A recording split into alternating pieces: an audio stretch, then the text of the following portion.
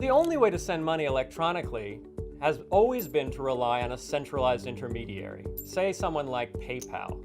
And what PayPal does is it keeps track of the amount of money that I have in my account. Say I loaded it from my bank account, or I got paid by another PayPal user. And then PayPal lets me send the money I have, won't let me send more money than I ever have, and will tell somebody else whether they've received money from me. PayPal just keeps this ledger of transactions. So with PayPal, there's one ledger, and it's held by a company, PayPal. In the Bitcoin network, that ledger is distributed across every participant. So anybody who's connecting to the network has a copy of it on their computer, in full, going all the way back to the history of the network when it was first created in 2009.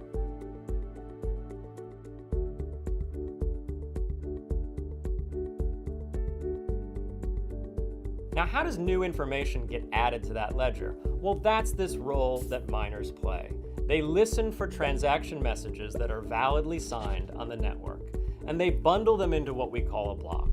They announce this block and they say, now you all take this and add this to your copy of the ledger. We call that ledger a blockchain because the miner has just announced a block, and that block is mathematically linked to all the blocks in the past. They're chained together like a big long string.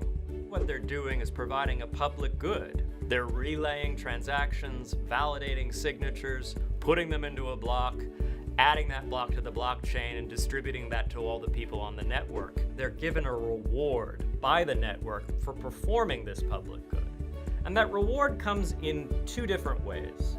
One, a Bitcoin miner is allowed to stick in the ledger of transactions for that 10 minutes one special transaction. And it says, I, the miner, pay myself 12.5 Bitcoins. And they came from nowhere.